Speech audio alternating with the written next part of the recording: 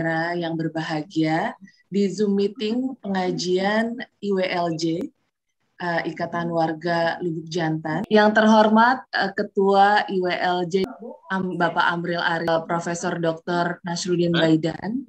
Yang terhormat para sesepuh tentunya, yang terhormat sanak saudara yang tergabung dalam IWLJ.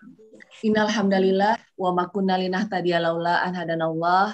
Asyhadu an la ilaha illallah wahdahu la syarikalah wa asyhadu anna Muhammadan abduhu wa rasuluh. Allahumma sholli ala Muhammad wa ala ali Muhammad, amma ba'du. Puji dan syukur kehadirat Allah Subhanahu wa taala yang tidak pernah pilih kasih dan juga tidak pernah pilih sayang, karena alhamdulillah di Ahad pagi ini, tepatnya tanggal 3 Oktober 2021, kita dapat bersilaturahim meskipun hanya secara virtual, Zoom meeting, tapi luar biasa ini inisiasinya ya untuk Ketua IWLJ yang telah memberikan ide yang luar biasa, kita bisa mengadakan pengajian IWLJ melalui Zoom meeting ini. Salawat dan salam disampaikan kepada junjungan kita Nabi Muhammad SAW yang telah mengantarkan kita dari zaman penuh kegelapan ke zaman yang terang benderang di saat ini dan membimbing kita menjadi manusia yang lebih baik. Bapak Ibu hadirin yang berbahagia, untuk memulai acara ini mari kita membaca basmalah bersama-sama. Bismillahirrahmanirrahim. Bismillahirrahmanirrahim. Bapak Ibu, luar biasa, ini adalah kesempatan yang sangat indah ya, diinisiasi oleh Bapak Epi dan juga Bapak Amril Arif. Kita bisa walaupun hanya melalui Zoom meeting, dapat bersilaturahim, dapat temu kangen ya, untuk om-om, tante-tante, juga Bapak Ibu lainnya yang ada di segala penjuru di Indonesia, ada yang di Medan, ada yang di Lintau, ada yang di Jakarta, pokoknya macam-macam bisa bertemu di pagi hari ini. Ini adalah kesempatan yang luar biasa, meskipun kita suasananya masih pandemi, tapi kita insya Allah selalu menjadi insan yang selalu bersyukur karena masih diberikan nikmat iman, nikmat sehat, dan juga nikmat Islam hingga saat ini. Baiklah, tanpa panjang lebar, kita akan memulai acara yang pertama, yaitu pembacaan ayat suci Al-Quran yang akan dibacakan oleh Salma. Salma ini adalah mahasiswa Universitas Negeri Padang dan sudah meraih beberapa kali mungkin ya juara MTQ di Universitas Negeri Padang. Untuk itu kami persilahkan dengan segala hormat Salma untuk membacakan ayat suci Al-Quran. Silakan Salma. Assalamualaikum warahmatullahi wabarakatuh. Waalaikumsalam warahmatullahi wabarakatuh.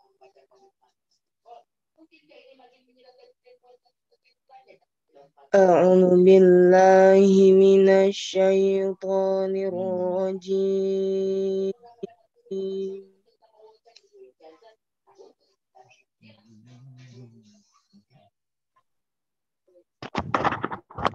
Bismillahirrahmanirrahim.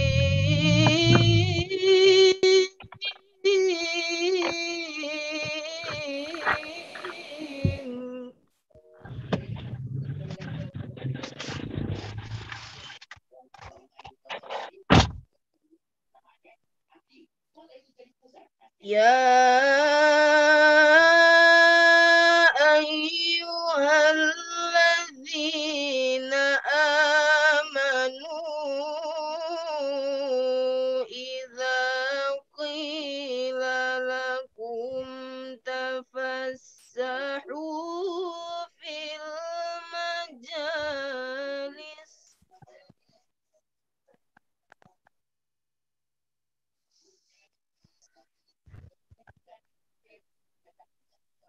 إذا قيل لكم تفسحوا في المجالس فافسحوا يفسح الله لكم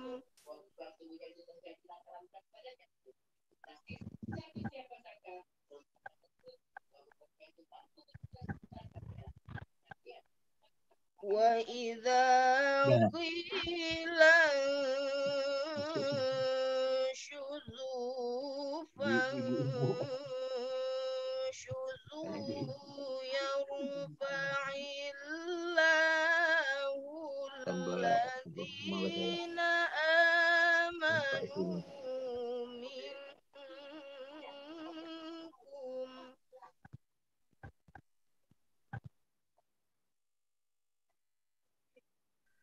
lagi ngaji. والذين أوتوا العلم درجات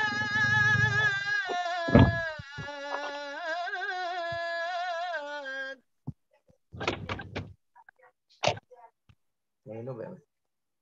Yang ini Ubel. والله بما أيها الذين آمنوا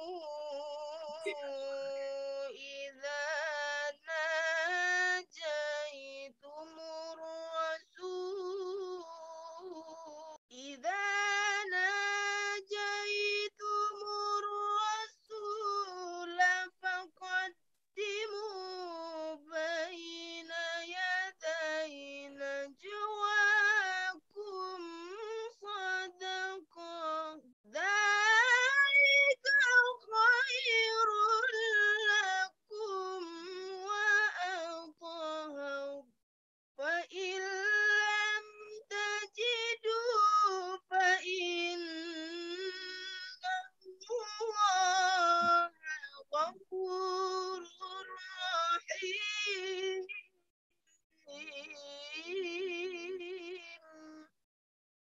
فإن لم تجدوا فإن الله غفور رحيم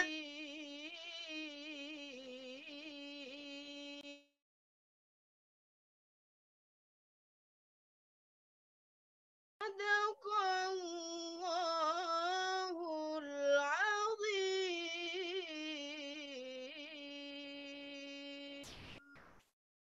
Assalamualaikum warahmatullahi wabarakatuh. Waalaikumsalam warahmatullahi wabarakatuh. Terima kasih kepada Salma yang telah membacakan ayat suci Al-Quran. Mudah-mudahan kita yang mendengarkan mendapatkan rahmat dan hidayah dari Allah Subhanahu wa Ta'ala. Begitu pula yang membacakannya, yaitu Salma. Baiklah, Bapak Ibu hadirin yang berbahagia. Acara selanjutnya adalah sambutan sekaligus memperkenalkan pembicara yang akan disampaikan langsung oleh Ketua IWLJ Jabodetabek. Kepada Bapak Amril Arif kami persilahkan dengan segala hormat. Warahmatullahi wabarakatuh.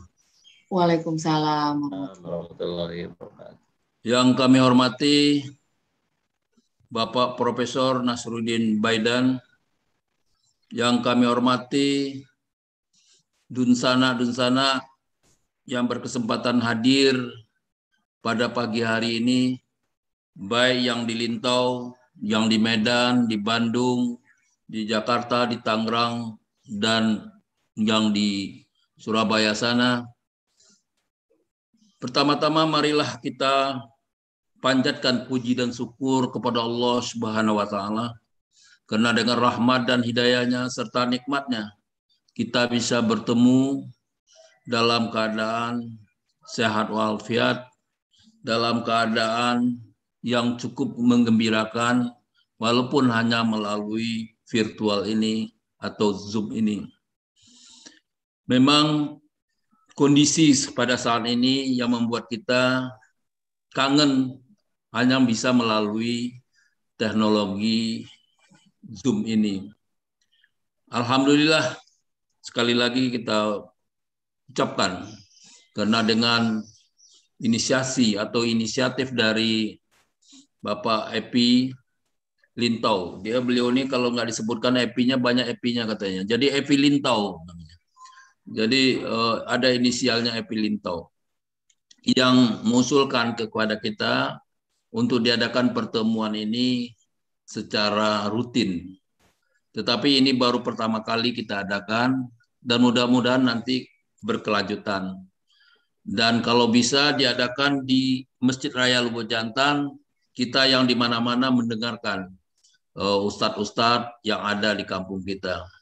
Jadi Masjid Raya menjadi sentris atau jadi pusat untuk pengembangan Nagari Lubuk Jantan dan pengembangan agama terhadap umatnya.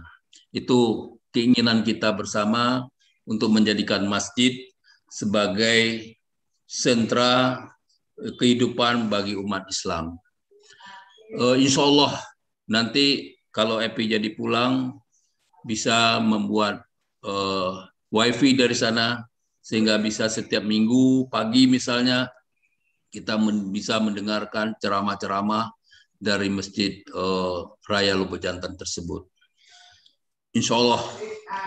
Bapak dan Ibu yang kami hormati, acara pagi ini memang terkesan mendadak ya, karena mencari ustadz tidak gampang juga. Ambo langsung teringat kawan Ambo waktu di Solo. Kami sama-sama mendirikan koperasi di Solo, bernama Koperasi Syariah. Waktu Ambo dinas di Semarang, beliau ini waktu itu rektor PTIQ, Perguruan Tinggi Ilmu Al-Quran di Solo. Ambo diundang ke Solo oleh beliau, bertemu dengan masyarakat Muslim dan keluarga khusus keluarga Minang di Solo. Waktu itu kita mendirikan koperasi. Koperasi apa namanya Pak Ustadz? Lupa namanya. Pak Nasrul. Koperasi, pokoknya koperasi syariah. Waktu tahun 1997. Mudah-mudahan koperasi itu masih hidup sampai sekarang.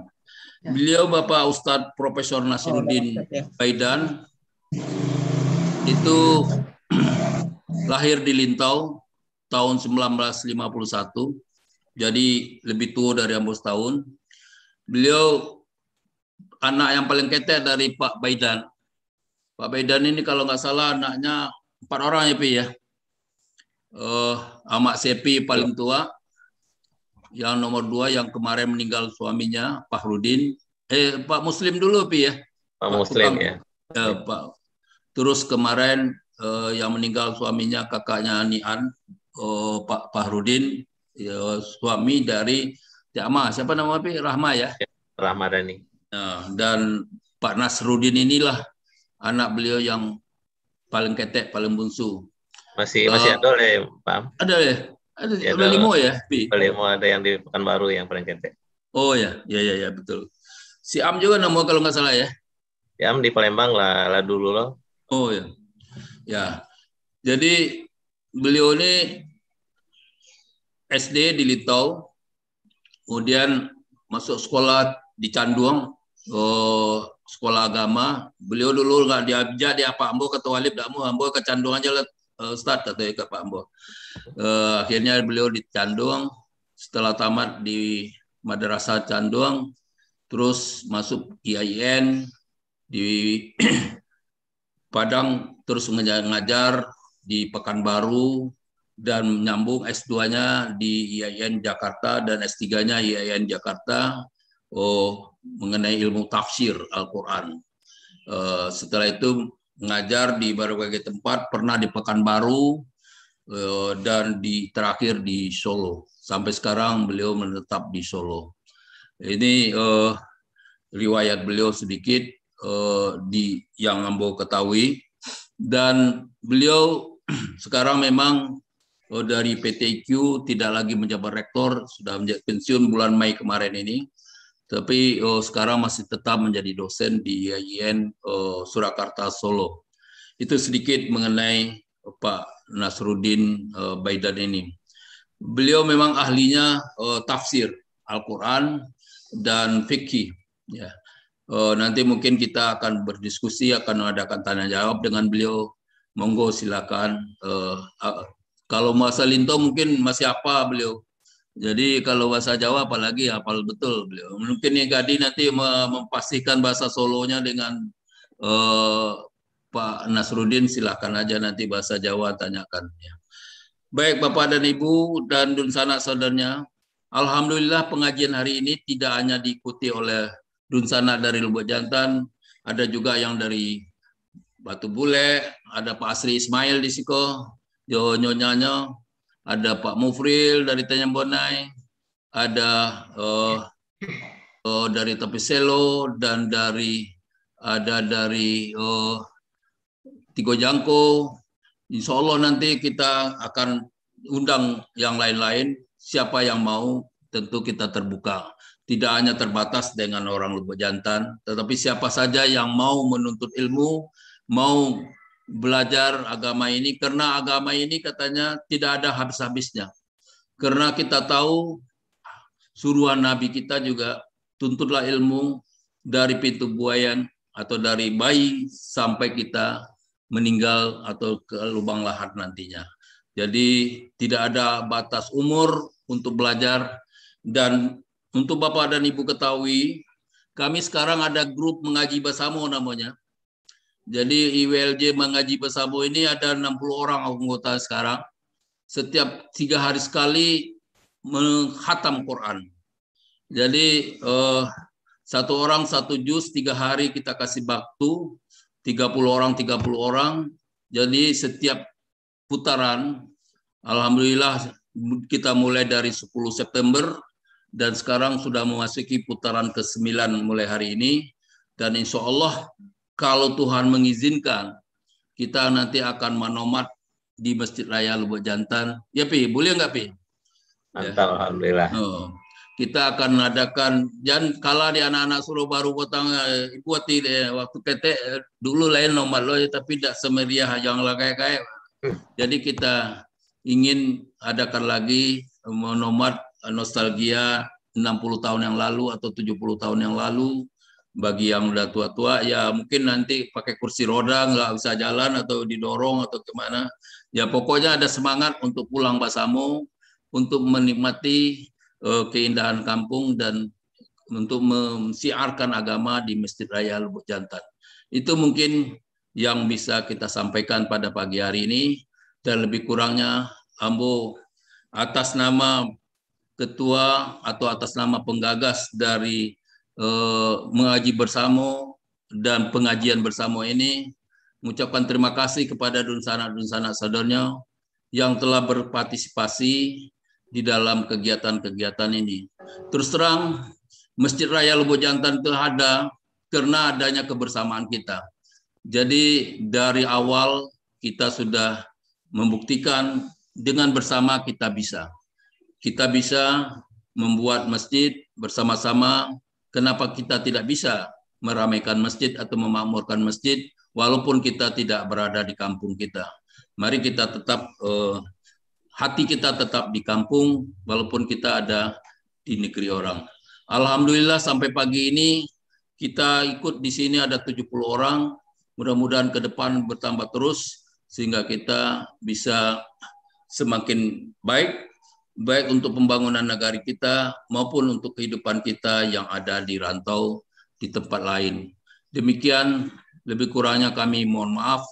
Wabillahi taufiq wal hidayah.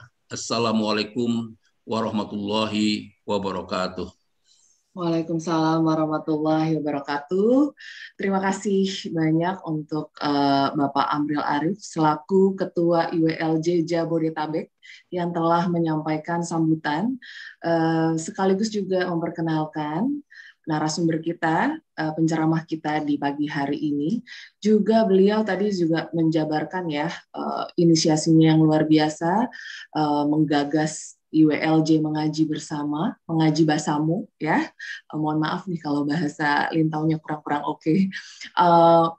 Jadi ini luar biasa. Saya juga alhamdulillah bisa dapat kesempatan ikut serta karena kita jadi punya semangat ya itu untuk selalu membaca Quran. Mungkin ini sudah jadi kebiasaan bagi Bapak Ibu semua untuk mengaji setiap harinya. Tapi tentunya dengan kegiatan ini semangatnya bertambah lagi dan tambah bersemangat lagi karena kita di pagi hari ini bisa mengikuti pengajian Ahad ya, pengajian Ahad IWLJ melalui Zoom meeting ya. Dan luar biasanya adalah kita ini punya semangat untuk menimba ilmu, menuntut ilmu, dan mengaji selalu, mengaji dan mengkaji insya Allah. Baiklah, tanpa panjang lebar, ceramah agama yang tentunya akan disampaikan oleh Profesor Dr. Nasruddin Baidan. Beliau merupakan dosen IAIN Surakarta Solo. Dan tema di pagi hari ini yaitu konsepsi ampunan dan siksa perspektif Al-Quran. Baiklah, kepada Prof. Nasruddin, kami persilakan dengan segala hormat.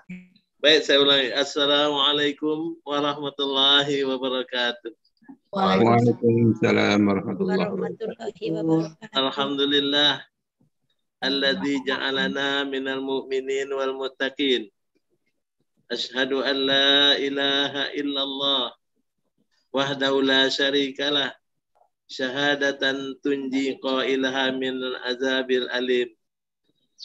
Wa asyhadu anna Muhammadan abduhu wa rasuluhul mab'us rahmatan lil alamin.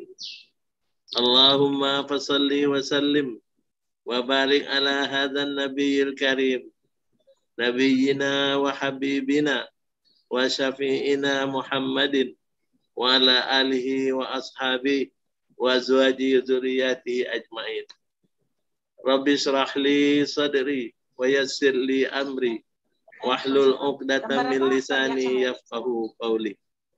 Allahumma iftah alaina hikmataka wansur alaina min khazaini rahmatika ya zal jalali wal ikram.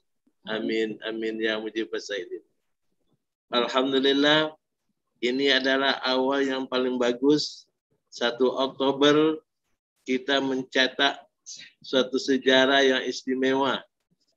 Kalau dulu kita digemborkan oleh Gestapo PKI, sekarang kita mengisinya dengan yang lebih baik dan lebih berharga. Baik untuk diri kita, untuk warga kita, dan untuk bangsa kita. Saudara-saudara, dosa-dosa dimanapun berada, di kampung, di Padang, di Jakarta, di Riau, di seluruh Indonesia, insya Allah kita bersyukur kepada Allah. Pertama, sahabat saya Amril Arif telah berinisiatif membuat ini.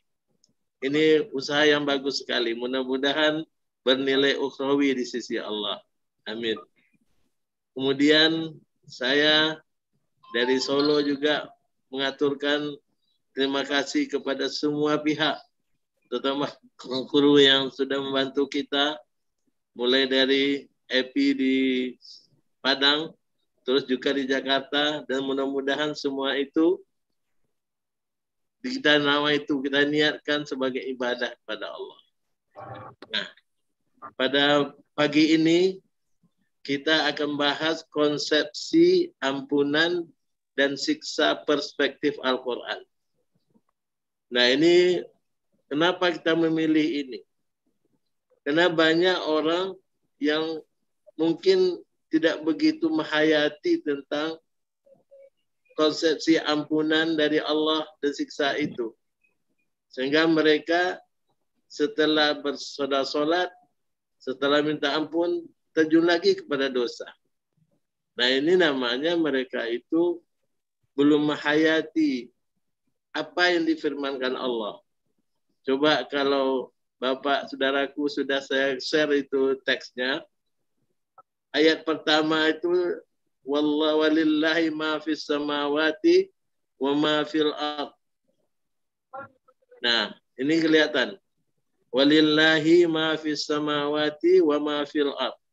Yaghfiru liman yasha wa yu'adzibu man yasha wallahu ghafurur rahim.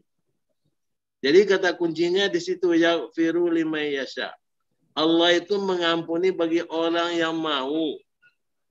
Wa yu'adzibu man yasha, dan mengazab menyiksa orang yang mau disiksa. Nah, indikatornya begini, saudaraku, saudara sanak sadonyo. Orang yang mau diampuni, begitu dia ucapkan astagfirullah, begitu dia setelah sholat, setelah berpuasa, tidak mau lagi berbuat jahat. Kenapa? Karena dia ingin diampuni Allah. Itu artinya. Kalau dia sudah sholat, kemudian berbuat jahat, berarti apa yang dia minta dalam sholat tentang ampunan tadi, itu amburadul jadinya. Mungkin Tuhan akan berkata, ini kamu ini serius enggak minta saya. Nah, kira-kira begitu. Kok serius kok setelah sholat kembali lagi buat dosa. Kalau benar-benar itu sholat dilakukan, sholat betul-betul untuk minta ampun sama Allah, begitu sholat selesai, assalamualaikum kanan dan salam kiri, tidak mau lagi buat dosa. Nah itu baru namanya serius minta ampun. Jadi wewenang ampunan memang di tangan Allah. Tapi Allah itu mengampuni kalau kita mau. Itulah sebabnya, saudaraku, sanak sadonyo, kenapa Indonesia ini kok tidak berubah? 20 tahun yang lalu kita memberantas korupsi. Sehingga semuanya jadinya bicara korupsi. Apakah sekarang sudah habis korupsi? Bukannya habis, malah makin menjadi-jadi. Coba. Berarti konsep istighfarnya tidak benar. Nah, disinilah, saudaraku, sanak sadonya dimanapun berada, bahwa kita paling tidak, kita di warga Lubuk Jantan Lintau ini ingin mempraktekkan ampunan itu betul-betul sesuai dengan yang diajarkan oleh Al-Quran. Yaitu yaghfiru liman yasha. Jelas sekali ayatnya. Jadi Allah mengampuni orang yang mau. Wa yu'adzibu man yasha, dan menyiksa orang yang mau disiksa. Nah, apa bukti mau disiksa? Setelah minta ampun, dia kembali lagi kepada habitatnya. Misalnya, seorang pezina, prostitutor. Misalnya, dia sudah berzina, tobat. Tapi begitu akan datang ulang lagi, itu namanya itu tidak tobat. Kalau betul-betul tobat, tidak lagi mengulang kejahatan yang sama. Sedikit pun. Nah, disinilah kalau kita melihat inti dari kajian konsep atau konsepsi ampunan yang dibuat oleh Al-Quran itu adalah ada yang sifatnya dari Tuhan, artinya wewenang mengampuni Tuhan yang punya. Tapi Tuhan mengampuni kalau kita mau. Tuhan menyiksa kalau kita mau. Artinya Tuhan tidak punya inisiatif mengampuni kita atau mengazab kita.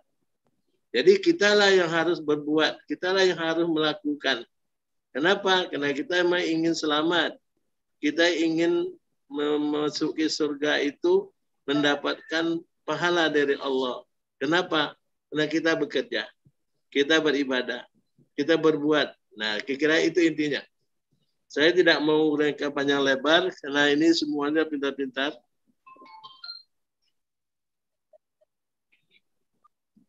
Nah, kita lanjutkan. Yang kedua juga sama begitu. Yang ketiga juga sama. Yang keempat juga sama. Terus. Nah, terus lanjutkan. Lagi.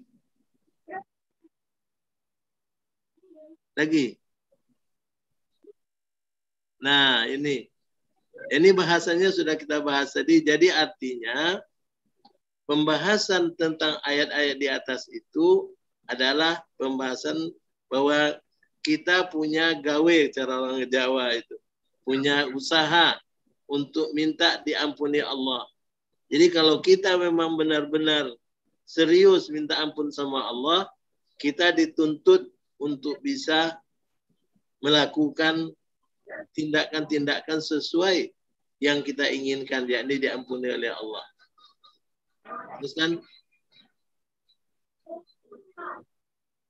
Teruskan, Bi. Lagi. Nah, ini yang penting di sini. Ini ada firman Allah, wa ma tasyauna illa an yasha Allah. Mungkin di surat Al-Insan ayat 30 dan At-Takwir itu kan ada yang meragukan itu kan Tuhan punya wewenang semua. Wa ma tasyauna illa an yasha Allah. Mereka tidak mungkin bermasyiah, punya kehendak kecuali atas kehendak Allah. Nah, ini prinsip dasar. Jadi pada tahap pelaksanaan kita diberi wewenang oleh Allah untuk bisa kita berbuat. Tapi semua itu Allah pegang. Maka dengan demikian kita diberikan oleh Allah wewenang penuh supaya kita bisa berbuat. Dan pengampunan dipegang oleh Allah.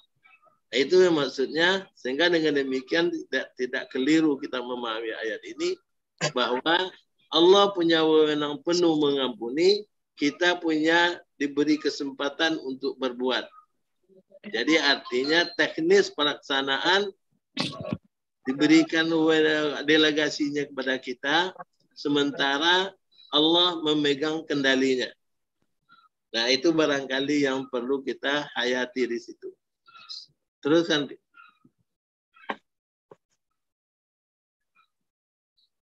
Lagi. Nah, ini simpulan. Jadi dari Bu Urayan tadi kita dapat simpulkan satu, untuk mendapatkan ampunan Solo. Oh, yang rumahnya di untuk mendapatkan ampunan dari Allah dan terhindar dari siksanya, seorang hamba, seorang mukmin seperti kita ini harus mempunyai keyakinan penuh bahwa Allah pasti mengampuni, pasti menyelamatkan dia. Jadi kita berbuat itu karena Allah, kita yakin penuh Allah pasti respon sama kita. Kemudian yang kedua, berdasarkan keyakinan itu pula seorang hamba tadi selalu mengerahkan segala daya upayanya dalam beribadah. Jadi misalnya malam-malam bangun, sholat malam, witir sampai subuh. Kenapa? Karena dia ingin diampuni Allah. Nah, itu buktinya dia memang ingin Allah itu mengampuni dia. Jadi dia beribadah itu semata-mata untuk mendekatkan diri kepada Allah. Kemudian tidak ada embel-embel lain. Tidak ada mau puji orang, mau ini, mau itu, tidak ada. Jadi dia tulus semata-mata karena Allah. Yang ketiga, selalu pasrah kepada Allah dalam semua proses pelaksanaan dari semua program yang ibadah yang dia lakukan. Jadi artinya setelah kita beribadah, setelah kita berbuat, kita pasrah penuh sama Allah. Nah, kalau ini tiga hal tadi bisa menjadi jati diri kita, saya yakin warga kita paling tidak warga sana Kampung Lubuk Jantan ini betul-betul menjadi mukmin muslim sejati di mata Allah. Paling tidak. Jadi kata Allah, "Qu anfusakum wa ahlikum nara." Jaga dirimu dan keluargamu dari api neraka. Itu artinya kalau kita tidak bisa mengurus orang lain, paling tidak kita, bapak, ibu, anak-anak, cucu, keluarga besar kita bisa kita jaga. Kalau itu bisa diwujudkan, alangkah bahagianya. Jadi setelah pengajian ini nanti, saya yakin akan membuat perkumpulan kita semakin hebat, semakin bergairah di masa-masa mendatang. Saya kira itu pengantar kita. Tadi katanya ada diskusi dan tanya jawab. Saya kira bagus sekali. Silakan kita masuk ke sesi tanya jawab. Terima kasih. Wassalamualaikum warahmatullahi wabarakatuh. Waalaikumsalam warahmatullahi wabarakatuh. Terima kasih banyak Profesor Dr. Nasruddin Baidan yang telah menyampaikan secara singkat, jelas, padat, tapi buat kita jadi Mudah-mudahan semakin ingat di memori kita bahwa untuk mendapatkan ampunan Allah kita harus yakin. Nah, untuk itu kita buka sesi tanya jawab. Yang pertama mungkin ada 3 orang yang bertanya dahulu, bisa di raise hands atau bisa membuka mic-nya langsung. Silakan Bapak Ibu yang ingin bertanya kepada Profesor Dr. Nasruddin Baidan terkait dengan... Assalamualaikum. Silakan Ibu. Waalaikumsalam. Dari Pak Asri. Iya. Boleh tanya? Silakan, silakan langsung. Terima kasih. Iya, Pak silakan. Prof. Selamat pagi. Assalamualaikum Pak Prof. Pak Prof. Siapa ini? Pak Asri dari Universitas Juanda, Bogor. Temannya Pak Martin. Oh, iya. Teman-teman kami banyak ambil S2 dan S3 di kampus Bapak. Alhamdulillah. Selamat pagi. Sangat menarik Pak. Singkatnya di kesimpulan tadi, jaga dirimu dan jaga keluargamu. Ya. Minimal itu ya. Tapi beberapa hari yang lalu saya coba juga secara rutin baca Al-Quran. Jangan kamu mengangkat pimpinanmu selain dari Islam. Berat saya pikir ya. Dengan sikon yang gini. Bagaimana sikap umat Islam pada posisi ini sekarang ini? Kita selalu Jangan apa kecolongan. tadi? Politik pertanyaannya. Bukan politik. Kenapa? Kan dari kalimat tadi, jaga dirimu dan jaga keluargamu. Banyak sekarang ini pimpinan yang non-muslim. Ya. Kita mengajar kita muslim semua nih. Bagaimana sikap kita? Dalam Al-Quran itu dikatakan, mungkin Pak Ustadz lebih banyak bisa menguraikan nanti, kita tidak bolehkan mengangkat pimpinan kita selain dari muslim. Ya. Tolong komentarnya. Terima kasih. Terima kasih Baik. Pak Asri. Silakan Prof. Ya. Ya. Bagus sekali. Kita jawab ini dulu. Nggak usah kita Kan Prof bisa langsung dijawab dulu. Oke. Saya jawab ini dulu. Jadi artinya kita ngangkat pemimpin tidak boleh selain orang Islam. Itu benar. Alhamdulillah. Jadi artinya kalau begitu kita kalau diberi wewenang untuk mengangkat, maka kita menunjuk atau memilih warga kita yang muslim. Nah, disinilah persoalan kita. Saya yakin warga kita di sana warga US apa? ULJ.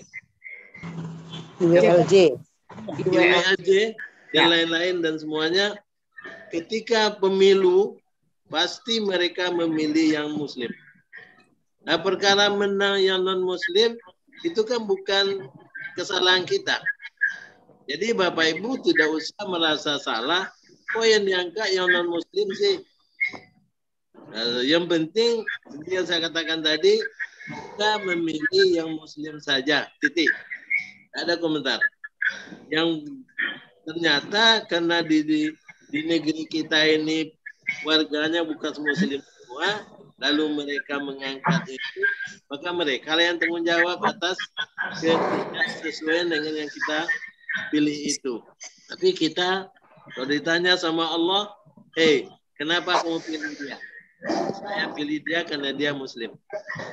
Nah, jadi artinya Bapak tidak usah risau kalau terangkat misalnya yang non-muslim, itu bukan wewenang kita.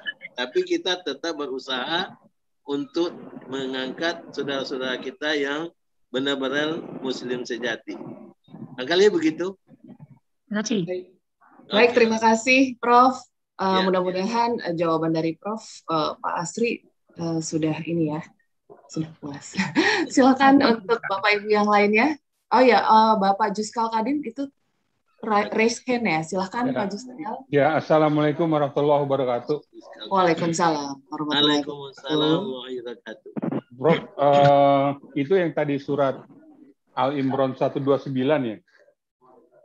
Ya. Kalau saya baca terjemahannya, dia memberi ampunan kepada siapa yang dia kehendaki. Dia menyiksa siapa yang dia kehendaki. di tafsir Ibnu Katsir juga seperti itu. Jadi bukan siapa yang mau diampuni, Ustadz.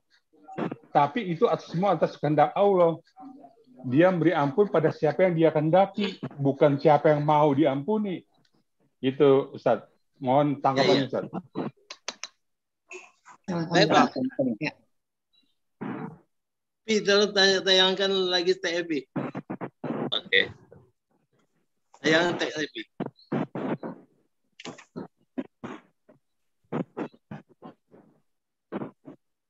Nah, Bapak coba perhatikan ayat 129 yang Bapak sebut tadi. Yaghfiru liman yasha. Nah, kalau kita kaji secara lugawi bahasa Arab, yasha itu punya damir, Pak. Damirnya huwa. Huwanya kembali kemana? Allah. Kalau yang Bapak sebut tadi kembali kepada lillahi di sini paling jauh. Ya kan? Iya, Allah. Kenapa kembali pada Allah? Jadi Allah saja yang menghendaki. Kenapa saya tidak kembali ke sana? Ada kaidah bahasa Arab yang sangat baku diajarkan oleh orang Arab sendiri. Bunyinya marji'ud damir ilal akrab fal akrab. Kembali damir. Jadi yasha'u yang ada pada huwa itu, yang pada yasha'u ada huwa itu, kembali pada yang paling dekat, yaitu man. Bukan kepada yang jauh. Itu bahasa Arab. Jadi artinya kita ngikuti apa yang dibuat oleh bahasa Arab itu. Kita tidak ngikuti prinsip-prinsip terjemahan siapapun.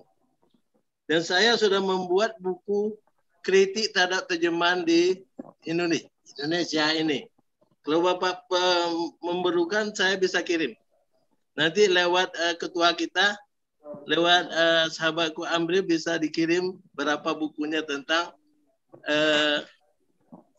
kritik terjemahan Quran di Indonesia. Dan juga Bapak boleh langsung minta ke Pusaka Pelajar di Jogja. Saya sudah menulis buku ini dan sudah saya bilang sama orang Departemen Agama supaya terjemahan yang ada di Indonesia ini perlu diperbaiki, saya bilang. Kenapa saya menggunakan bahasa Arab tidak menggunakan konsep-konsep itu? Al-Quran dinyatakan oleh Allah sendiri, anzalnahu Qur'anan Arabiyyan. Kami sudah menurunkan kepada Muhammad Quran dalam bahasa Arab. Karena Quran dalam bahasa Arab, maka kita harus memahaminya dari sudut kaidah bahasa Arab. Kita tidak boleh dari kaidah yang lain. Jadi karena diturunkan dalam bahasa Arab, kita mengikuti kaidah bahasa Arab. Kaidahnya marji'ud damir ilal akrab fal akrab.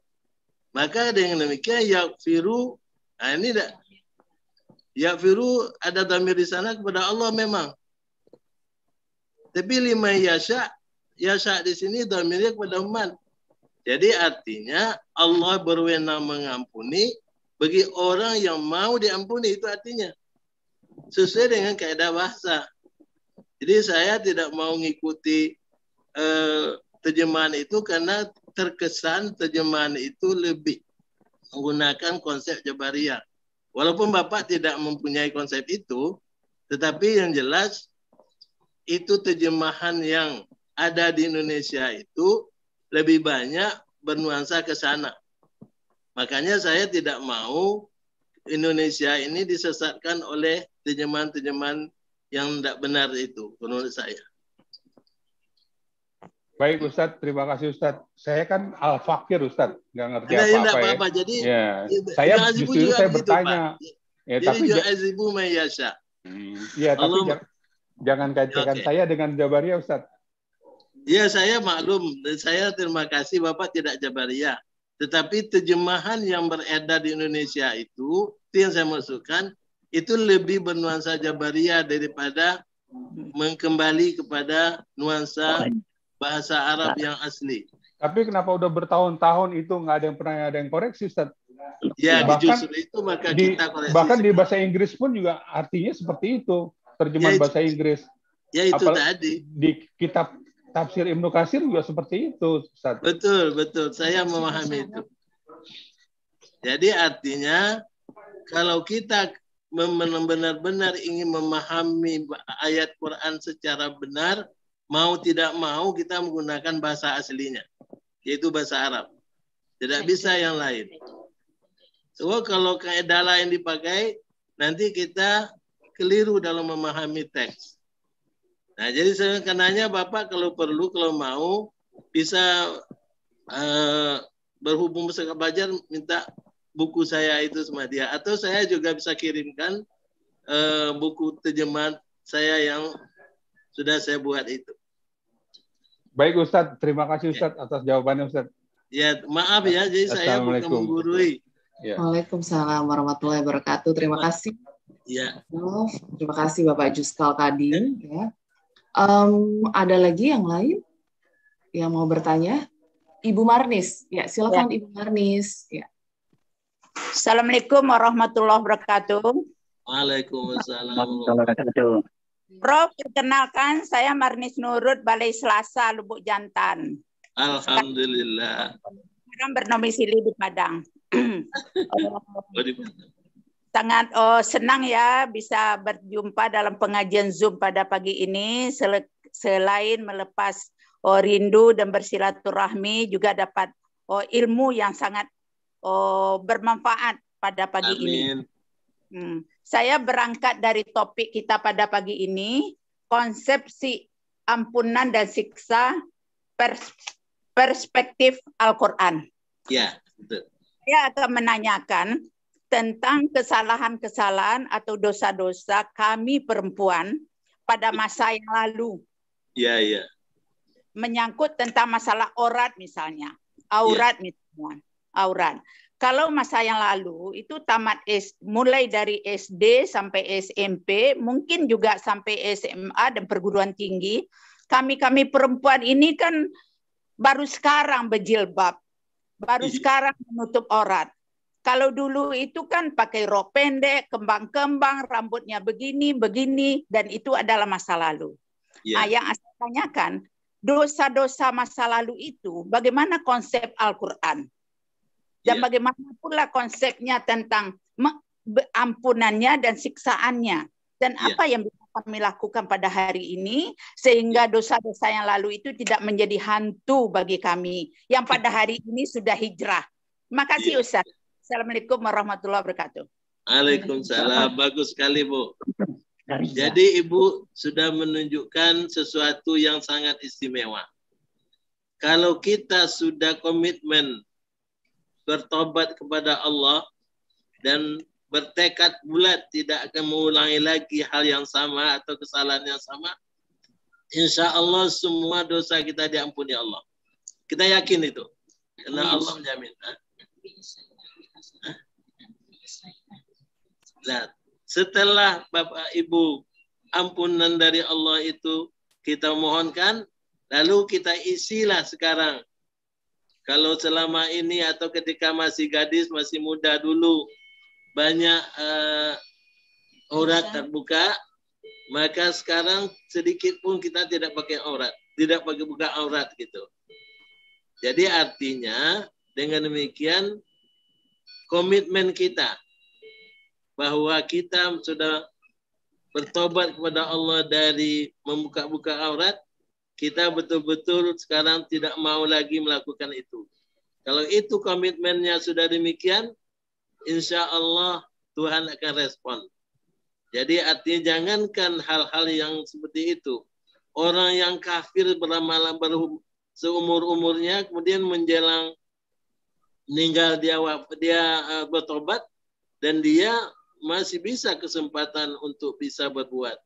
Jadi artinya ibu tidak usah khawatir kalau memang ibu sudah benar-benar bertobat dan mengisi isinya atbi sayyatul hasanah, kata Tuhan Nabi.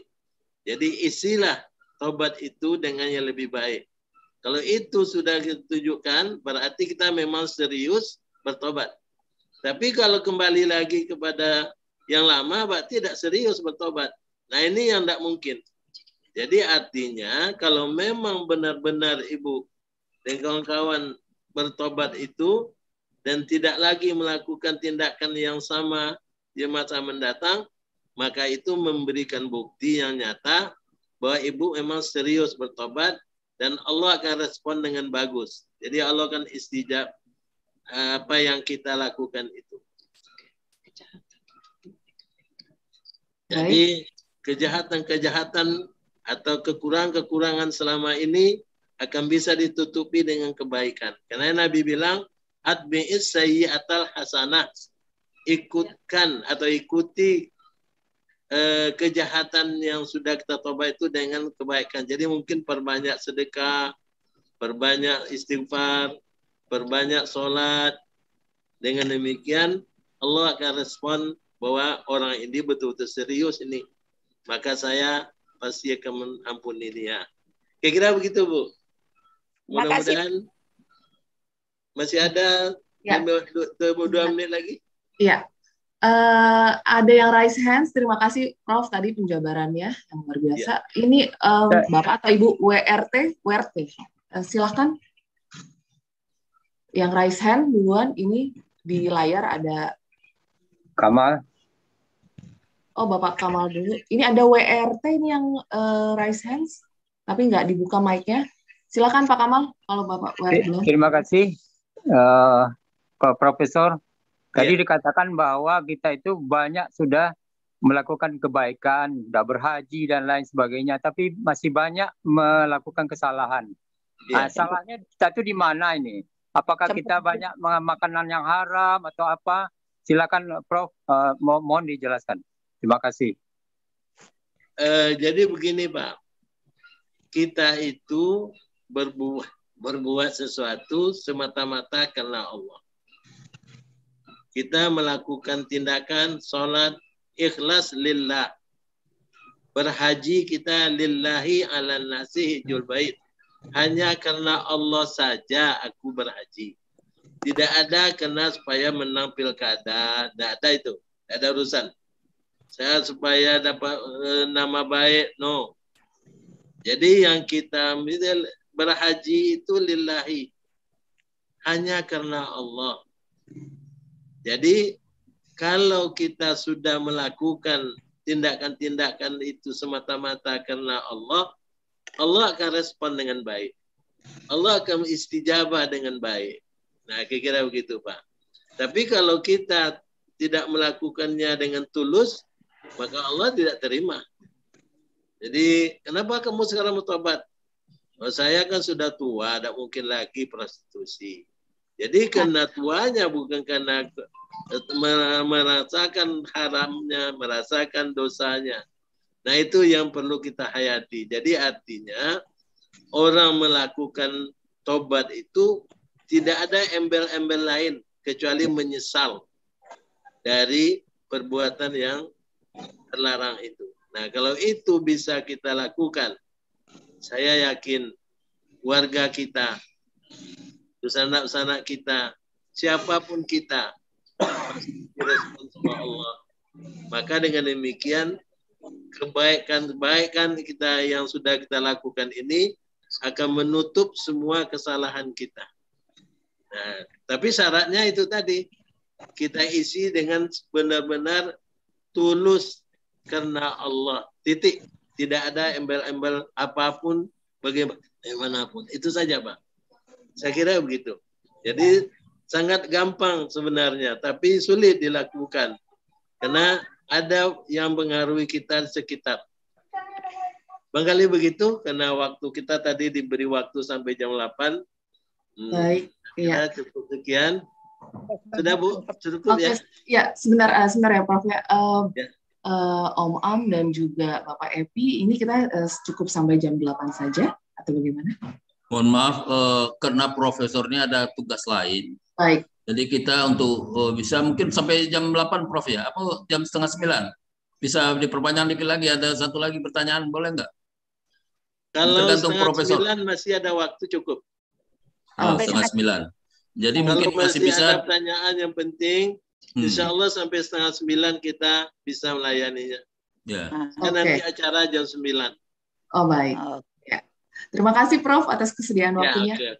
Baik, Bapak Ibu, ini Prof sudah berbaik hati untuk memanjangkan waktunya ini. Boleh untuk yang lain mau bertanya, silakan.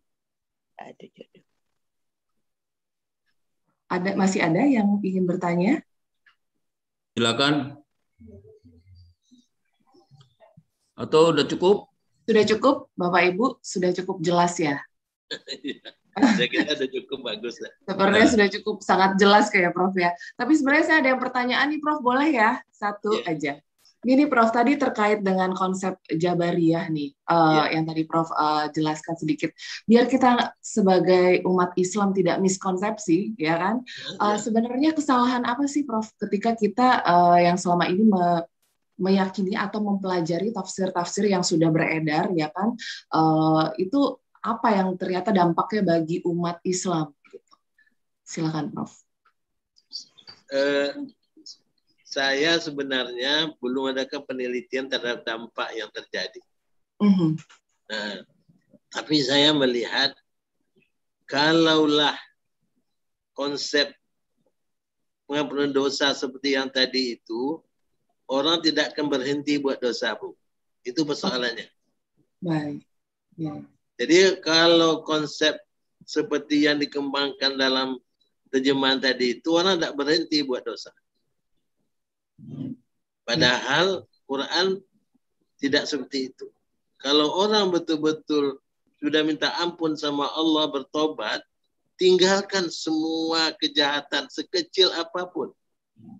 Seperti di awal saya katakan tadi, kenapa Indonesia ini tidak pernah sepi dari korupsi? Padahal penduduknya mayoritas Islam. Harusnya di penduduk mayoritas Islam ini, maka korupsi tidak ada. Tapi kenapa mereka kok suka neko-neko? Padahal yang korup itu pun kalau kita lihat dari sejarahnya, itu orang pejabat tinggi, orang kaya-kaya tidak membutuhkan lagi. Tidak ada orang miskin papa yang korup. Tidak ada. Cobalah perhatikan kalau tidak. Nah, untuk apa sih duit? Untuk apa sih berbuat di luar garis? Nah, karena dalam pikirannya, nanti menjelang nanti saya minta ampun sama Allah. Nah, ini tadi yang tidak benar. Jadi artinya konsep seperti itulah yang kita ingin basmi supaya kejahatan di Indonesia ini berhenti. Prostitusi misalnya. Kok dulu malu-malu, sekarang pakai online. Ya. Coba bayangkan. Saya khawatir sekali. Apalagi anak-anak muda kita. Makanya ketika muda ini dunia dikaca. Nanti kita udah tua baru kembali. Apa benar cara berpikir seperti itu? Nah, disinilah persoalan kita. Jadi artinya, seperti saya katakan, dari kasat mata yang kita lihat ini, kenapa Indonesia tidak pernah sepi dari kejahatan? Padahal Indonesia ini mayoritas Islam. Harusnya di negeri mayoritas Islam tidak ada kejahatan. Apapun. Apakah materialisasi jabatan, apakah yang lainnya macam-macam. Apalagi minum-minum, narkoba dan segala macam. Tidak akan ada kalau benar-benar orang mengamalkan Quran. Jadi artinya Quran itu untuk diamalkan. Tapi tentu saja jangan salah dalam memahaminya. Ketika terjadi keliru memahaminya, itulah yang terjadi tadi itu. Maka disinilah kita ingin meluruskan kesalahan-kesalahan itu sesuai dengan yang kita pahami dari teks-teks yang ada. Itu barangkali, Bu. Jadi artinya ini kalau kita lihat mengapa saya menerjemahkan Quran itu tidak seperti yang ada dalam terjemahan itu, karena saya tidak ingin kalau ada kekeliruan jangan terulang. Sudahlah, sampai di situ aja kelirunya. Kita ke depan jangan lagi melanjutkan kekeliruan yang sudah ada itu. Nah, silakan nanti dibaca buku kritik terjemahan saya itu. Nah, seperti yang saya katakan tadi. Terima kasih, Bu. Baik, terima kasih banyak Profesor Nasruddin Baidan sudah menjawab. Saya mau luruskan sedikit. Ya. sebelum ditutup, tadi saya dibilang profesor dari IAIN. Sekarang sudah menjadi UIN. Iya betul, UIN. Universitas Mas Said, Bu. Iya betul, Universitas Islam. Dan saya sekarang sudah pensiun dari situ. Jadi sekarang walaupun sudah pensiun, tapi masih diminta ngajar sama teman-teman pimpinan. Baru kemarin rektornya dilantik itu. Oh Jadi baik. artinya memang baru benar. Jadi mulai tahun inilah, awal tahun ini, tidak lagi IAIN Surakarta, tapi UIN Raden Mas Said Surakarta. Iya. Ya, Bu. Kemudian juga tadi dari Pak Amril, saya dibilang anak bungsu, bukan. Saya anak kelima. Ada 2 lagi adik saya. Jadi yang tua itu namanya Sarina, bukan Rahani. Jadi kami semuanya 7 bersaudara, Bu. Jadi pertama kakanda saya Sarina, sudah itu Rahani, sudah itu Muslim, Ramadhani yang kemarin suaminya baru meninggal, baru saya. Kemudian adik saya di Palembang juga sudah almarhum Ali Amran Baidan. Kemudian di Kembaru masih ada satu yang paling kecil namanya Fahmuddin Baidan. Jadi artinya saya memang keluarga besar. Yang mudah-mudahan saya bermohon pada saudara-saudaranya, doakanlah kita semua, kami, sehingga bisa kita berbuat lebih di masa-masa mendatang untuk kita semua. Terima kasih sekali lagi. Mudah-mudahan apa yang mohon maaf Pak Ustadz. Ustadz, saya nanya dikit mengenai koperasi kita gimana, masih jalan nggak? Koperasi Pasar Mandiri. Ya, kemarin itu Pasar Mandiri itu memang sudah bagus. Tapi saya agak sedih juga. Begitu diganti pengurusnya tidak saya lagi, akhirnya macet. Padahal antum kan punya saham di sana, saya yakin. Ya betul, saya gimana lagi, saya juga sedih. Tapi apa boleh buat, begitulah Pasar Mandiri kita menjadi ya tentu ujungnya. Jadi komitmen perlu. Mohon maaf nih, kita inginnya di negara kita di Lubuk Jantan juga ada satu badan usaha yang menampung kegiatan petani-petani di kampung. Supaya, mohon maaf, kalau petani di kampung ini kalau lagi produksinya bagus, panennya bagus, itu harga jatuh. Dimainkan oleh tengkulak-tengkulak, apakah harga ubi, harga padi, harga cabai, atau harga apapun hasil produksinya dimainkan oleh orang-orang yang tidak bertanggung jawab. Ambo mencarinya waktu itu di Solo ada koperasi Pasar Mandiri ini. Itu cukup bagus. Ambo memperhatikan koperasi di Malang, di daerah-daerah lain, di Jogja. Itu sangat membantu petani-petani ini di dalam mengembangkan produksinya, di dalam meningkatkan taraf hidupnya. Kita tahu di negara Belanda misalnya, di Belanda itu Rabobank itu dari koperasi itu. Ambo pernah survei ke sana. Koperasi kecil tadinya, bisa jadi besar. Tapi kenapa di negeri kita ini koperasi itu menjadi sapi perahan dalam tanda petik, ya menjadi tempat orang korupsi juga akhirnya. Ini yang Ambo melihatnya ya salah manajemennya. Jadi kalau di negara kita, di kampung kita ada koperasi yang cukup kuat, yang cukup di pengurusnya, tergantung manajemen tadi. Mungkin petani-petani kita bisa terselamatkan di masalah harga itu. Itu mungkin Pak Ustadz pemikiran. Kalau begitu WLJ ini membuat koperasi. Ya, kita usulkan ke Nagari. Ya, artinya kita yang memanage. Ya. Buat di kampung kan manajemennya sulit. Ya. Jadi manajemen dipegang oleh kita di sini, nanti tempatnya di kampung dibuat. Saya kira itu lebih bagus. Itu salah satu cara mungkin. Ya, betul. Jadi memang mengelola badan usaha itu tidak gampang pada saat ini. Benar. Karena orang lebih codiek dari awak. Jadi jadi ya itu tadi. Awak niatnya elok, tapi orang macam-macam kan niatnya. Nah, jadi itu selalu ada. Seleksi orang-orangnya ini yang penting. Yang begitu-begitu selalu ada tuh. Kenapa? Ya. Karena Tuhan ingin menguji awak.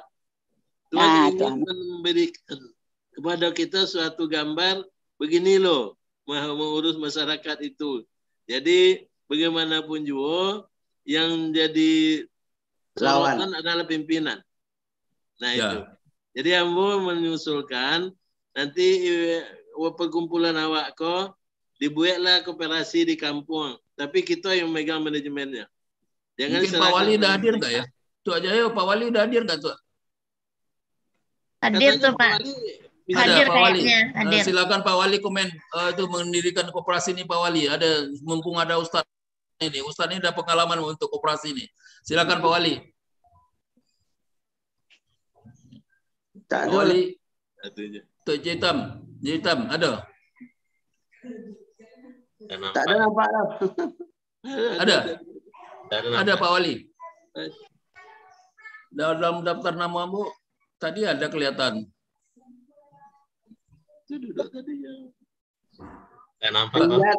Pimanjalo. Oh, Pimanjalo ya. Ada tuh Raja Hitam tuh. Ada. Ada M Raja Hitam. Namanya ada. Assalamualaikum warahmatullahi wabarakatuh. Ini Waalaikumsalam. Silakan. Waalaikumsalam. Salam, alhamdulillah.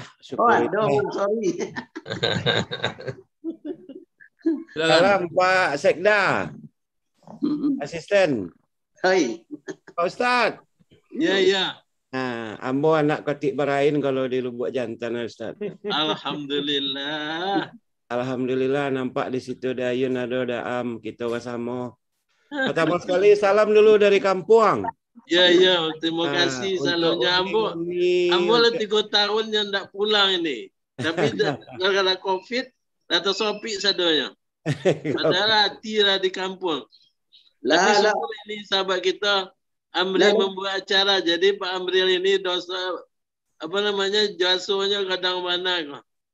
Sehingga masuk di kampung. Level 2 ini. Alhamdulillah kita sudah mulai menurun untuk keadaan Lubuk Jantan. Allah sampai kini sudah 0% Pak Ustadz. Kita bersama. Kalau lama nanti kami pasti pulang. Mudah-mudahan kita bisa berkumpul di kampung. Nah itu tadi nanti kita bersusul di kampung. Kemudian ide Daam untuk hatam Quran di Masjid Raya. Ya itu celai hebat tuh. Alhamdulillah, Ambo secara bernagari kita lah sosialisasikan. Jadi di mana setiap ada hatam Quran kini kita lah sosialisasikan. Ya itu bagus. Uni, ete, uda, mama berkeinginan besar untuk hatam Quran di Masjid Raya Lubuk Jantan. Baguslah. Biar Al-Quran alhamdulillah sampai saat ini. Kemudian secara bernagari kita sudah siapkan sekarang kontingen untuk MTQ kecamatan. Wah hebat, mudah-mudahan sukses. Insya Allah di bulan November nanti kita laksanakan. Ini perlu dukungan dari uni-uni, ete, udah mama kita bersama. Kemudian sesuai dengan usulan kakanda kita, kakanda Amril Arif tadi, kita coba memanage. Kalau di kampung ini ada namanya badan usaha. Badan usaha milik nagari. Sedang kita mulai mendirikan, memperbesar usaha. Kalau saat ini baru kita bergerak di bidang kompos sama galeri rencanakan. Galeri apa nih? Yang pertama kita mungkin ada dosa anak kita yang mau usaha mengenai ikan salai. Ikan salai atau ikan asok di awak kalau di kampung. Iko keluarga kita di Melur, di Galung banyak yang berusaha di bidang ko.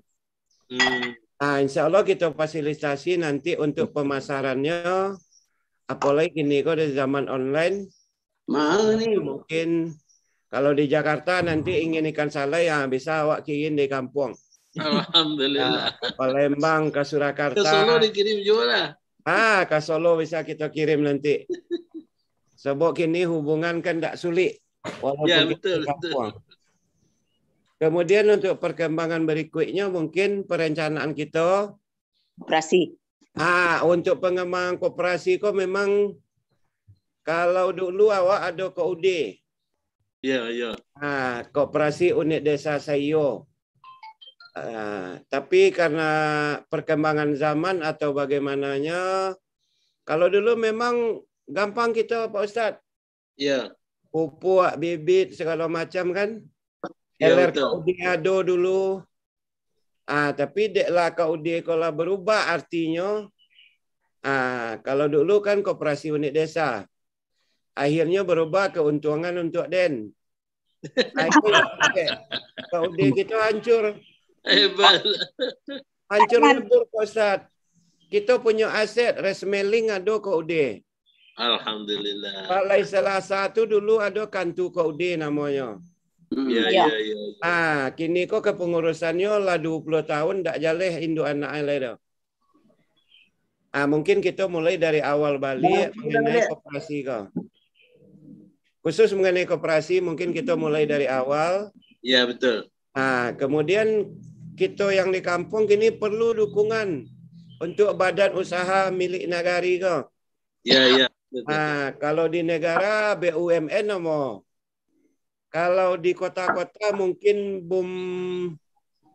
BUMDes. Iya. BUMDes. Termasuk di kelurahan tetap BUMDes. Kalau kita di nagari di Sumatera Barat itu namanya BUMNAK. Iya. Insyaallah kita mulai memperbaiki. Apalagi kini mahasiswa yang baru tamat yang masih darah-darah segar. Banyak yang di kampung kini. Alhamdulillah. Itu kita cuba-cuba rekrut tenaga muda.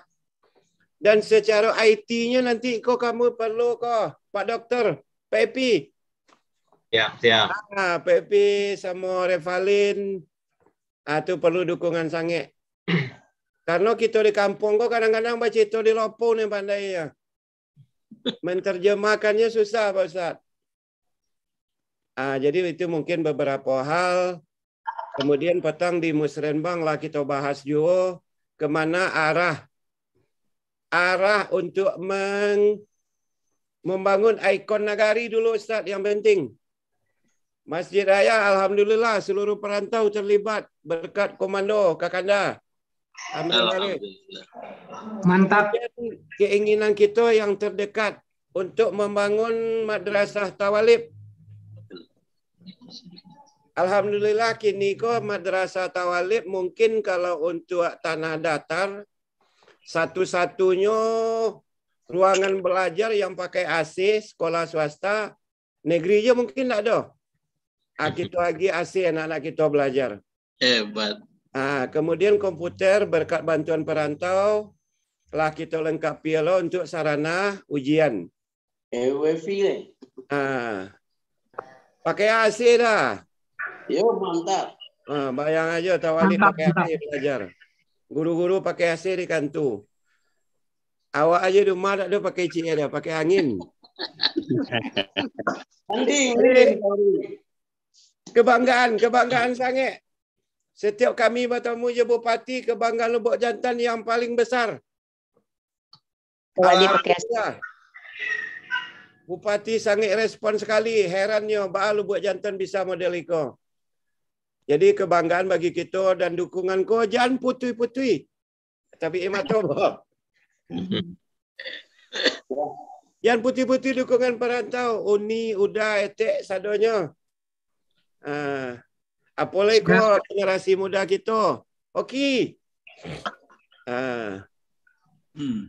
Jadi sebetulnya kita tidak kurang.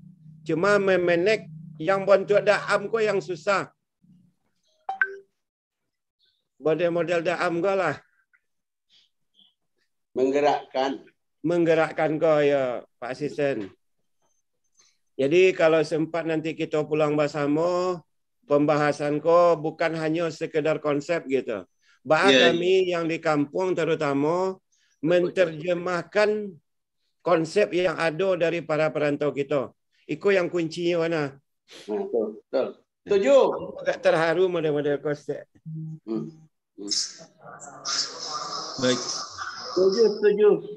Kalau Koti Ibrahim kalau ngecek tidak menangi dia, Engku Ipin menangi ngecek, tapi Koti Ibrahim tidak pernah nangi lah. Jadi kalau anak menangi Ustaz, jadi agak lain juga Koti Ibrahim ya. Koti Ibrahim sampai menopu meja, menopu mimbar Koti Ibrahim ya kalau ngeceknya. Agaknya. Anak cengeng. Dam. Ya. Daerah Soharu, Dam. Iya. Terus Jadi cium gini. ke tangan tuh ha. Jadi gini, kita kena Ustadz mau buru-buru dia buru-buru. Jadi pada prinsipnya Pak Wali, Insya Allah untuk kemajuan negari kita perantau, Insya Allah kalau lain sebantu ikut juga kita akan membantulah perkembangan di kampung. Tolong dipikirkan prioritas dan hilang kepercayaan perantau. Nah, itu aja. Jangan sampai hilang kepercayaan masyarakat banyak terhadap kepemimpinan Pak Wali. Itu aja titipan. Ya. Siap pesan, Dam. Ya, apa Wan? Silakan Wan. Assalamualaikum warahmatullahi wabarakatuh. Prof, Kakanda. Waalaikumsalam warahmatullahi wabarakatuh. Gitu aja lah kita lape Pak Profesor kita dulu kita dialog seketek sih kok Mbak aja rohnya. Bisa tak? Bisa aja. Jadi mungkin ada beberapa ide dari kawan-kawan atau dari Bapak Ibu Sialojo.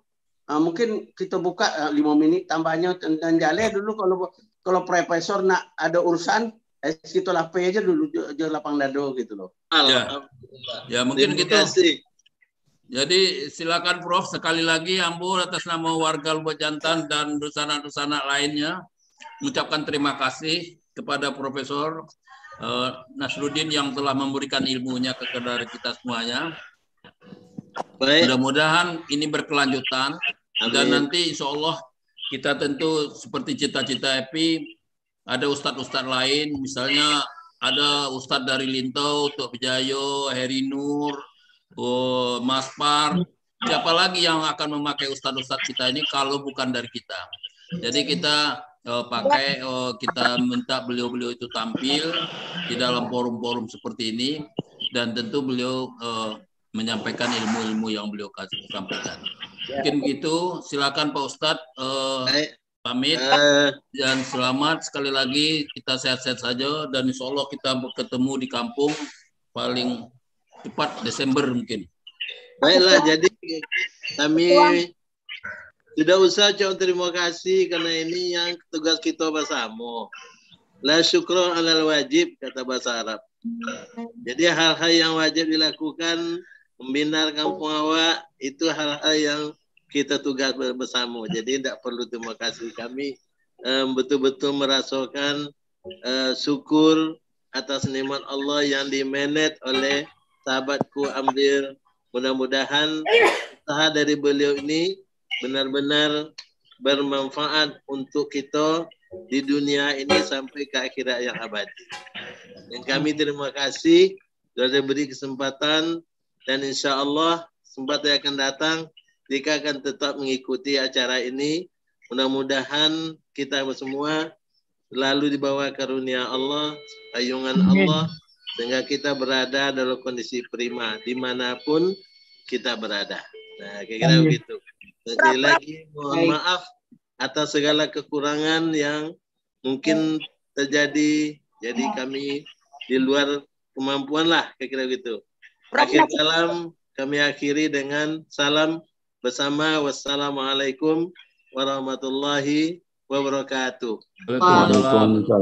Waalaikumsalam warahmatullahi wabarakatuh. Terima kasih banyak Profesor Nasruddin Baidan ya yang telah menjabarkan dengan sangat jelas ya dalam kurun waktu kita dari jam start dari jam 8 ya. Dari jam 7 sampai jam 8 sampai jam 8:30 ini. Terima kasih banyak, mudah-mudahan kita semua yang belajar di hari ini ya mendapat ilmu dari Prof. Dr. Nasruddin Baidan bertambah ilmunya juga, mudah-mudahan bertambah juga berkah ilmunya.